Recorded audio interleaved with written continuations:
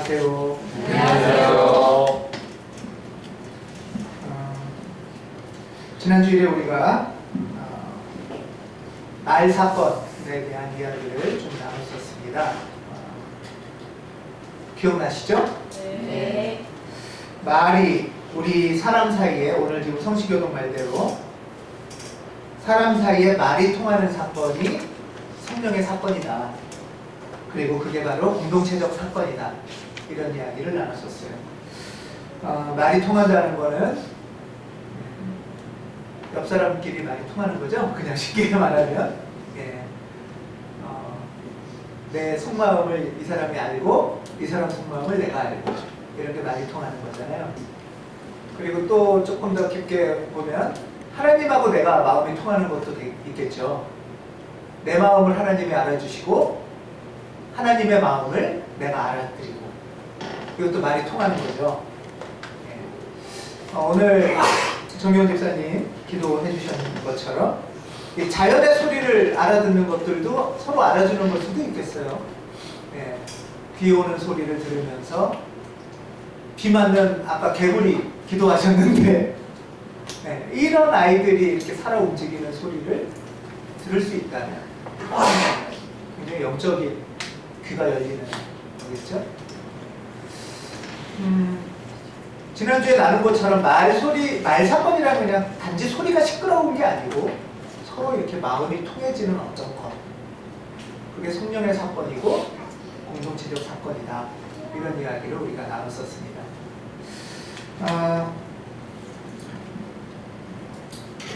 우리 사이에 이야기가 통한다. 말이 통한다.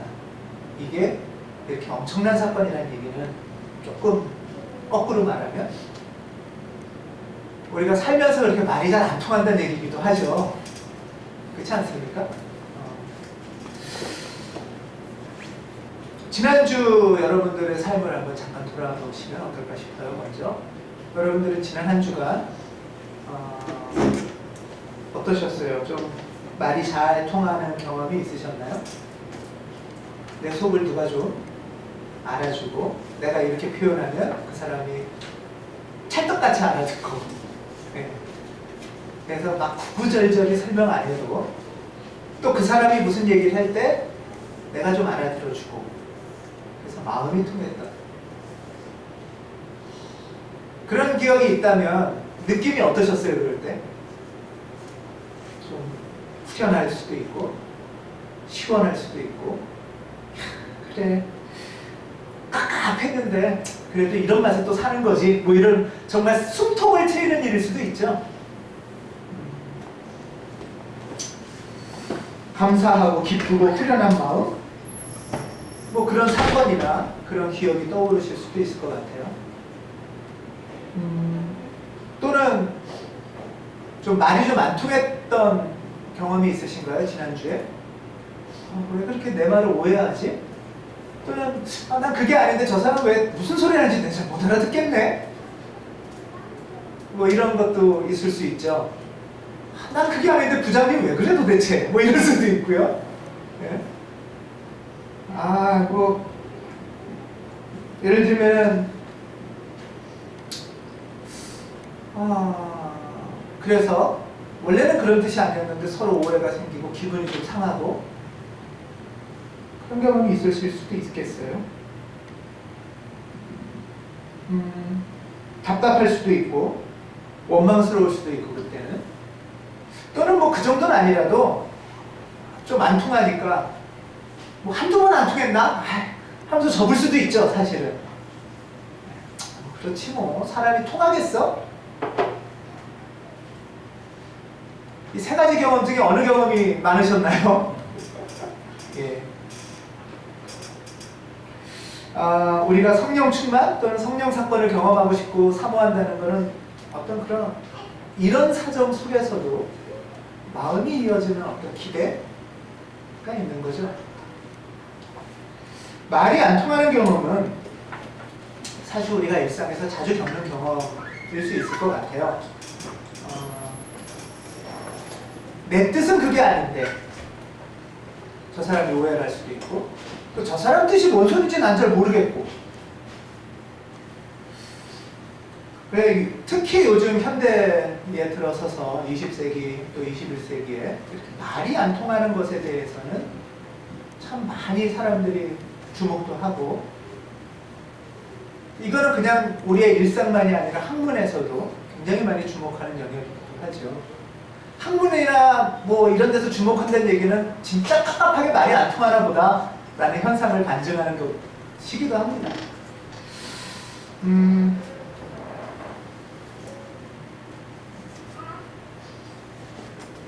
그런데 이게 그냥 우리 요즘에 갑자기 말이 안 통하는 것만은 아닌 것 같아요.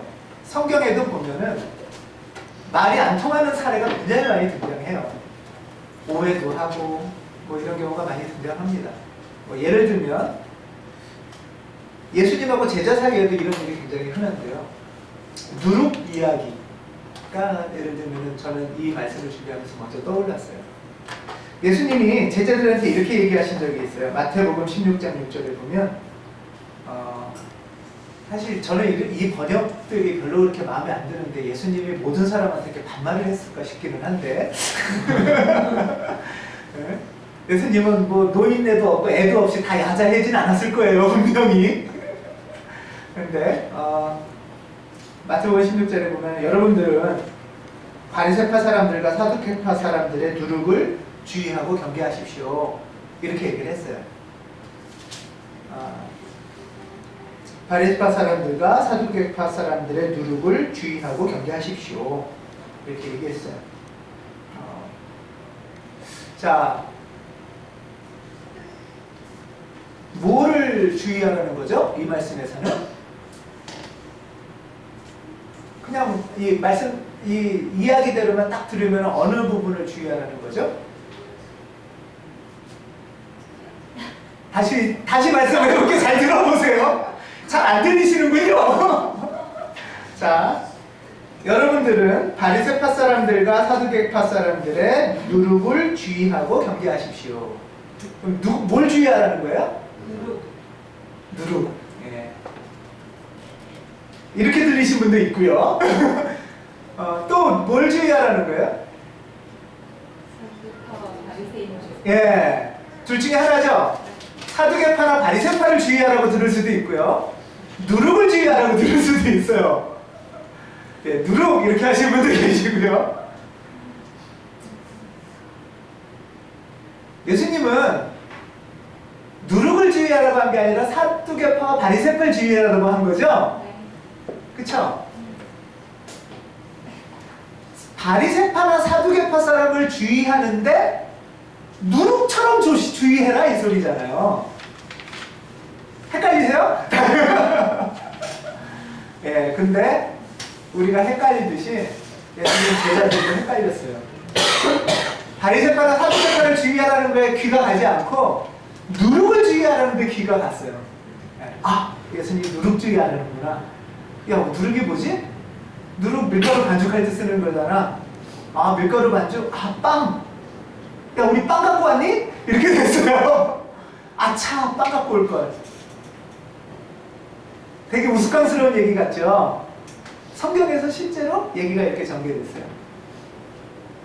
네, 실제로요. 예수님이 먼저 이렇게 얘기했어요. 바리새파 사람들과 사두개파 사람들의 누룩을 여러분 주의하십시오. 그러니까 누룩에 포인트 간 거예요. 그래서 누룩, 밀가루 반죽, 빵. 야, 우리 빵 있니? 아니, 빵 먹을 거 없는데? 아, 며칠 전에 4,000명 먹을 때 빵 남았었는데 그거 갖고 올 걸 까지 얘기가 전개됐어요. 그게 실제로 성경에 있었던 얘기예요. 자, 여러분이 만약에 이런 얘기를 하신 예수님 입장이었다면 어떠셨을 것 같으세요, 마음이? 깝깝스럽다, 진짜. 깝깝스럽다, 이랬을 거예요. 예수님은 누룩 얘기를 한 게 아니고 빵 얘기한 게 아니라 사두개파나 바리새파 사람을 조심해라 이 소리잖아요. 그쵸? 근데 제자들은 누룩에서 밀가루에서 빵까지 갔다가 빵 먹었던 며칠 전에 이 얘기 바로 앞에 4,000명 먹이는 사건이 나오거든요. 야, 그때 빵 남았는데 까지 나오고 성경 본문에 보면 빵 갖고 오지 않은 것에 대해서 토론을 했대요, 제자들이. 이 얘기 들으면서.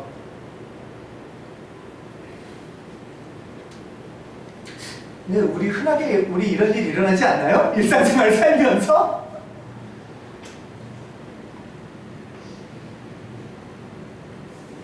예를 들면 아내가 오늘 아침에 애 옷 좀 챙겨. 또 빨래하라는 얘기인가?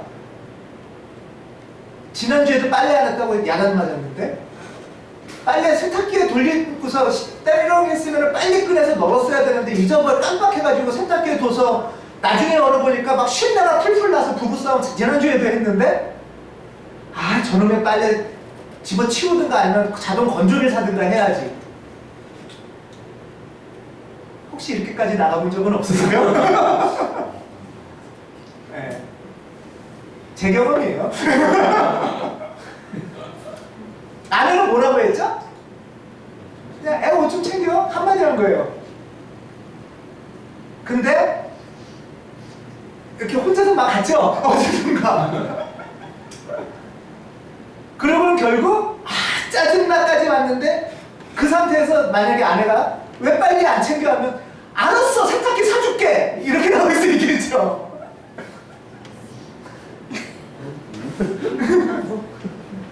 건조기. 그냥 이제 아내로서는 굉장히 황당한 일일 거예요. 어쩌면 예수님이 조심하라니까 하니까 알았어요 빵 다시 챙겨 올게요 이럴 수도 있겠죠.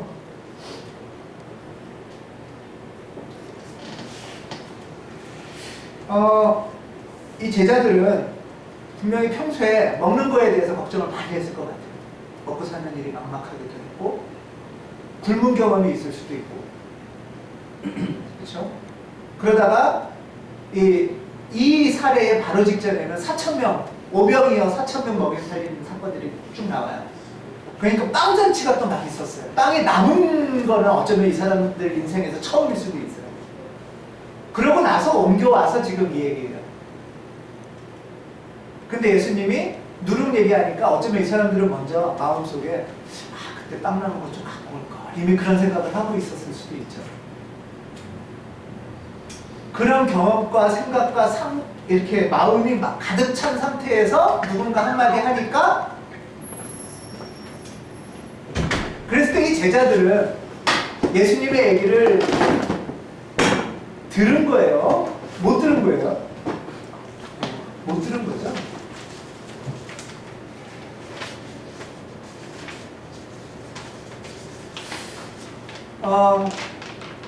우리 안에 이렇게 빈자리가 없으면 서로 다른 얘기를 하는 경우가 그리고 오해하고 거기다가 이제 그 한마디 누룩 한마디에 막 걱정하고 이런 경우가 사실 우리 일상에서 생각보다 많이 있진 않나? 이런 생각을 해보게 돼요. 그래서 평소에 우리는 영어는 듣기 연습을 많이 하는데 한국어도 듣기 연습이 필요한 것 같아요. 이 사람이 정말로 어떤 의도로 얘기를 한 건가?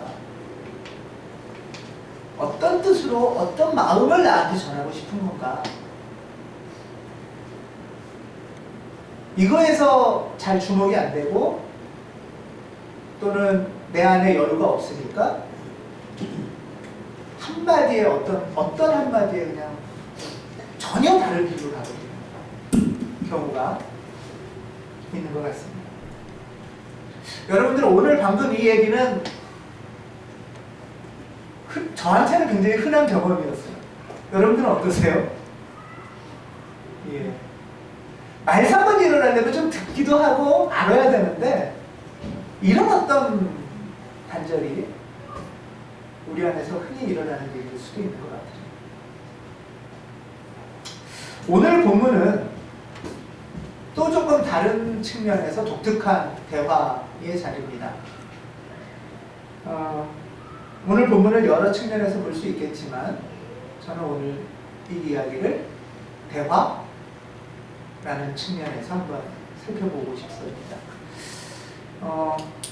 이제 예수님이 두로와 시돈이라는 이방 지역 도시로 갔을 때의 사건이에요. 그리고 거기에 이제 가나안 여인이 등장합니다. 가나안이라는 표현은 이제 유대인에 대한 어떤 적대적인 표현이에요. 옛날 표현인데, 그러니까 적대성을 좀 드러내는 그런 표현이에요. 우리로 치면은, 옛날 우리로 치면은, 일본 같은 거예요. 그러니까 예수님이 지금 제일 교포들이 많이 사는 일본 어떤 동네를 지나가고 있는 거예요. 그때 한 일본 여인이 나타나서 예수님 저 좀 도와주세요 라고 소리치는 게 이 현장입니다. 제일교포 지역에 예수님이 이제 일이 있어서 지나가는데 일본 여인이 나타난 거죠. 근데 이제 도와달라는 호소가 엄청 시끄럽게 이제 떠든 거예요. 엄청 시끄럽게 떠드니까 제자들이 막 뭐 시끄럽게 하고 호소하고 하니까 제자들이 이제 안 되겠어서 예수님한테 좀 어떻게 좀 해주세요. 세번역 성경에는 그녀를 좀 안심시켜서 떠나보내 주십시오. 그렇게 말해요. 의도가 뭔지 잘 모르겠어요. 이 여인의 의도가 분명하죠. 우리 애를 좀 고쳐주십시오. 이 의도예요. 근데 이 제자들은 이제 이 시끄러운 소리를 듣고 예수님한테 얘기를 합니다. 그를 안심시켜서 떠나보내 주십시오. 이 제자들은 어떤 의도로 얘기한 걸까요, 여러분? 우리 오늘 좀 의도에 대한 얘기를 좀 하고 싶어요. 한번 상상해 보세요. 어떤 의도일까요? 네. 아, 이 여자가 정말 안 됐으니까 좀 고쳐주세요. 이런 걸까요? 그런 걸 수도 있겠죠? 근데 또 한편으로는 뭐 고쳐주든 아니면 고쳐준다고 말이라도 하든 어쨌든 좀 입 좀 다물게 해주세요. 뭐 이런 걸 수도 있죠? 그러니까 이 말의 의도는 어쩌면 시끄러운 것 좀 어떻게 좀 치워주세요. 라는 표현일 수도 있을 것 같아요.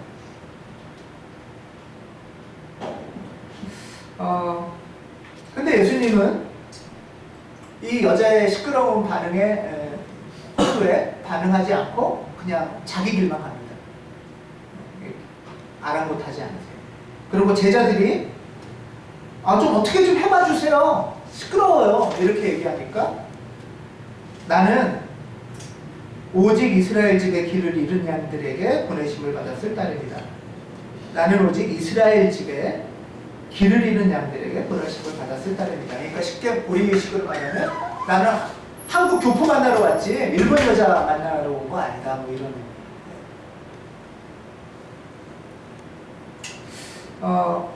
지금 세 부류의 사람들이 등장합니다. 막 호소하는 여인, 그 다음에 그걸 자기 신념에 가득 차서 그 귀로 듣지도 않고 그냥 자기 길만 가는 어떤 한 남자, 그리고 중간에서 이 여인의 의도에 마음을 기울이는 것도 아니고 그렇다고 이 앞사람의 의도에 마음을 기울이는 것도 아니고 그냥 시끄러운 거랑 어떻게 좀 해줬으면 좋겠다. 이 사태나 그냥 덮어버렸으면 좋겠다 하는 제자들의 태도. 이 세 부류가 지금 이 자리에 만난 거죠. 지금 이 세 사람들은 막 얘기를 하고는 있어요. 소리는 쳐요. 근데 지금 말이 통하고 있나요? 전혀 지금 말이 안 통하고 있죠. 목소리의 볼륨들은 다 제각각이지만 그리고 각자 얘기를 하지만 전혀 말이 안 통하고 있어요. 소통불능 상태죠.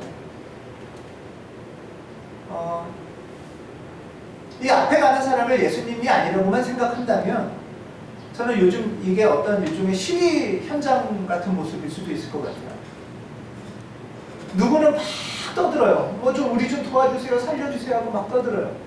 근데 이 사람은 자기 생각이나 자기 신념이 있어서 뭐 그러든 말든 듣지도 않고 이쪽에 있어요. 그리고 중간에 낀 사람들은 이 사람 의도나 이 사람 의도가 중요한 게 아니라 그냥 시끄러우니까 뭐 안심을 시켜주든 해결한다고 하든 아니면 여길 제압하든 그냥 어떻게 빨리 처리가 했으면 좋겠다.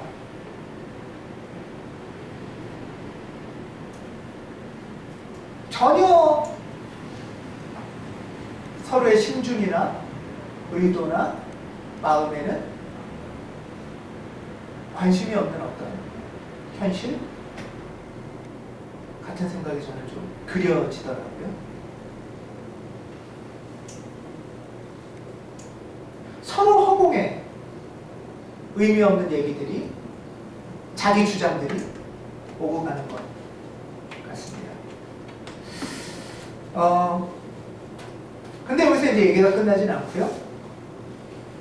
그런데 이런 상황에서 이 여인은 포기하지 않고 예수님 앞에 나가서 무릎 꿇고 다시 제발 좀 도와주십시오 하고 간청한다고 합니다. 대단한 것 같아요. 일단 이 정도에도 한 걸음 더 나가서 무릎 꿇고 도와달라고 간청하는, 일상의 우리의 삶은 어쩌면 이 앞의 모습 같기도 한데요. 이 일상의 모습에서 한 걸음 나가는 여인의 모습이 먼저 저는 들어왔습니다. 그 다음에 또 하나는 이제 이게 성경이잖아요. 그러니까 이제 여인이 이 정도 얘기했으면 그 다음에 상상컨대 어떠실 것 같아요, 예수님이? 그래, 알았다 하고 도와주셔야 되는 거 아니에요? 그쵸? 그러면은, 야, 그래, 역시 예수님은 자비로워 하고 이제 얘기가 끝나면 일반 이야기의 다른 사례들하고 비슷해요. 근데 이 이야기는 좀 독특합니다.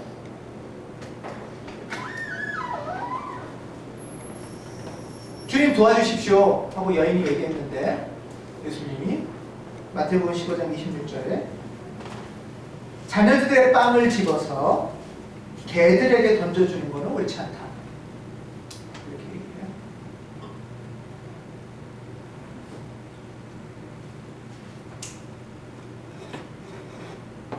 내 아이가 먹을 빵을 개한테 던져주는 것은 옳은 일이 아니다. 이렇게 얘기하시는 거죠. 너는 개고 나는 내 자녀들한테만 내 빵을 주겠다.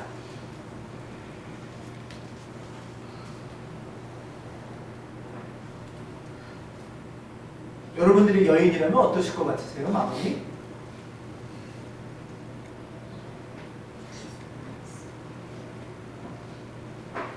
얼굴이 왜 시룩시룩하세요?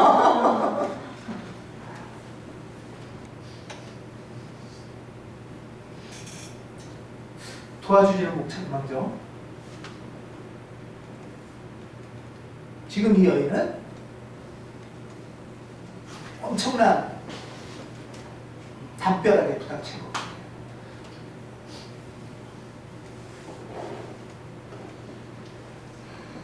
이런 상황에서 한 걸음 더 나갔는데 완전한 담벼락에 부닥친 거잖아요.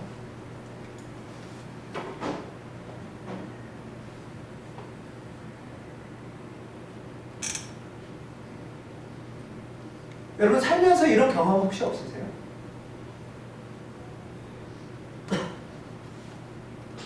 이런 불능의 상태에서 그래도 작정하고 마음 먹고 한 걸음 더 나갔는데 황당한 벽에 부닥치게 돼요.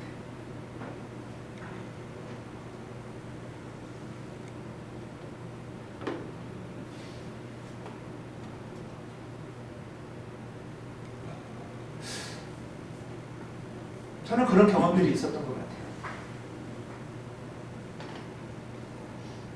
어떤 사람한테 또는 어떤 상황에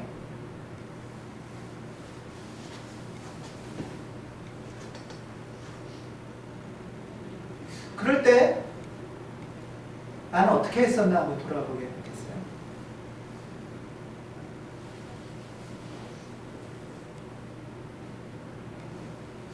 어떻게 할까? 아니면 상상을 해보기도 했어요.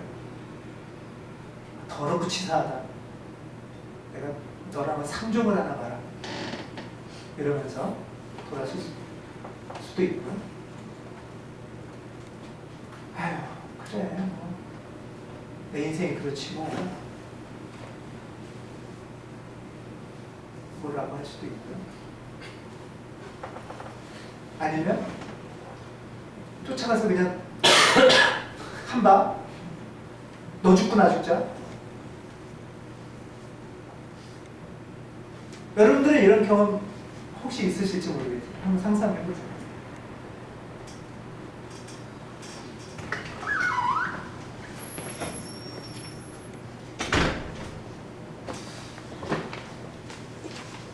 근데 여인은 여기서 제 상상이나 제 경험과는 좀 다른 반응을 보였어요. 당신 말이 맞습니다.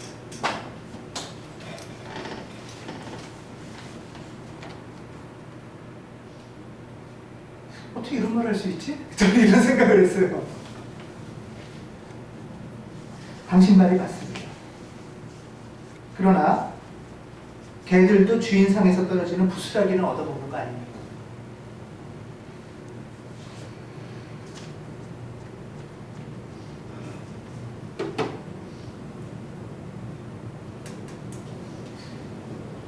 조금 다르게 생각하면 살면서 그런 어떤 벽을 만났을 때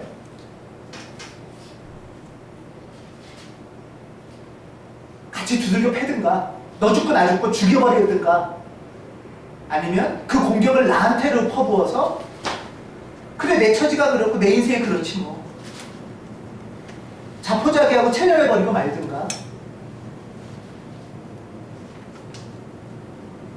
사실은 두 개가 다 공격이라고 해요. 상대한테 폭력을 하든 나한테 폭력을 하든. 근데 이 사람은 지금 제가 여태까지 살아왔던 방식이 아닌 다른 접근을 하고 있더라고요.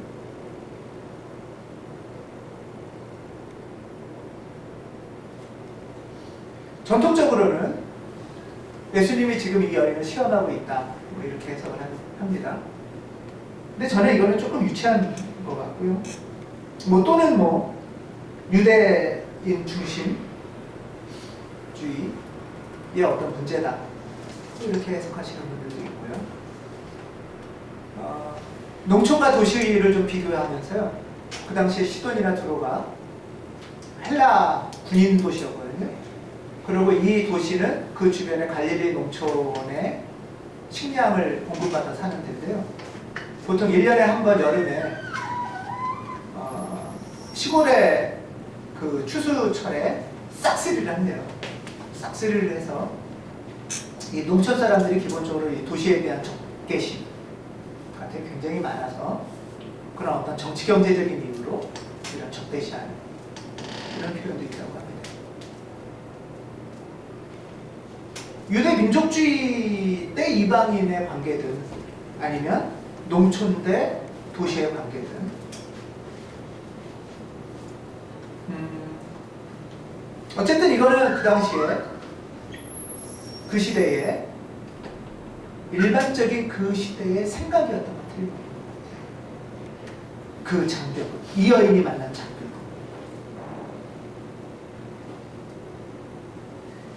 다 그렇게 생각하는 거예요.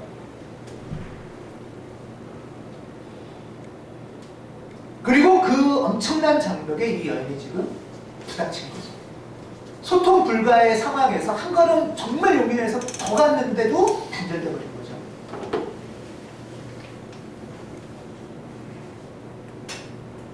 근데 이 여인은 그랬을 때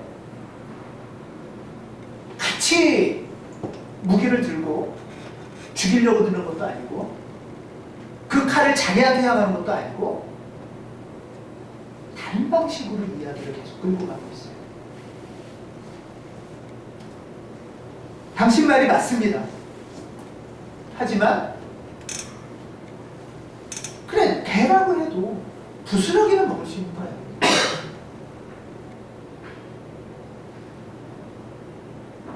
이 여인은 지금 이 이야기를 대화를 단절시키기도 않고 상대나 자기를 죽이지도 않으면서 이야기를 전복시켜가지고 새로운 사건으로 지금 이어가고 있어요.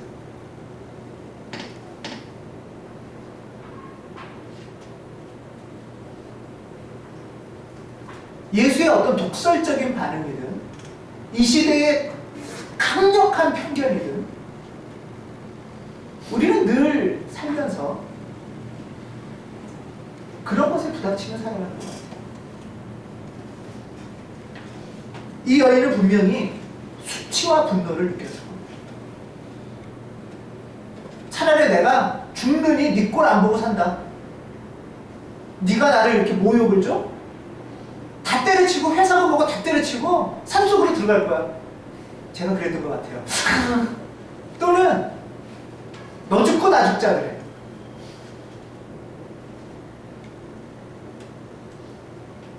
근데 이 여인은 자기 연민이나 자포자기에 빠지지도 않고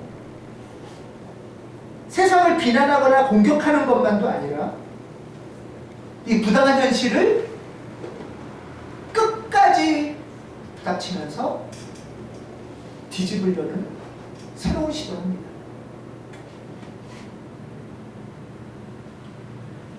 누구는 어떤 신학자는 이 모습을 보면서 선으로 악을 이기는 한 사례가 아닐까 이렇게 이야기하더라고요. 절반은 수긍이 가고 절반은 좀 생각을 해보게 되는 반응이었습니다.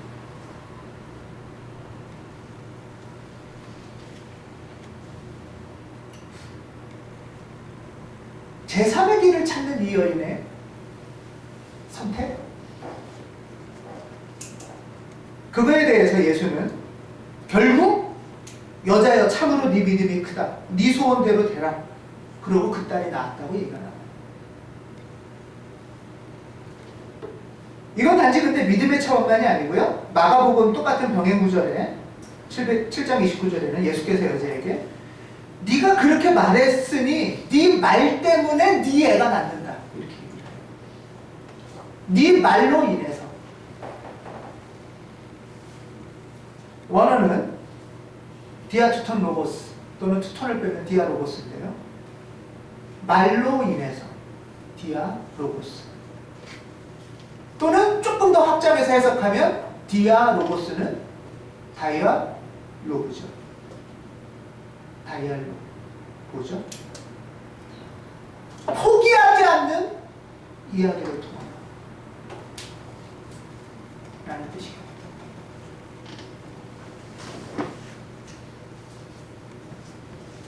이 여인은 포기나 절망도 아니고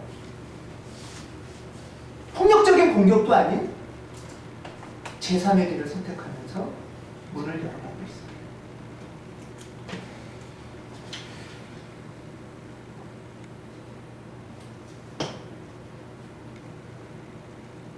이 얘기를 들으면서 제가 저를 돌아볼 때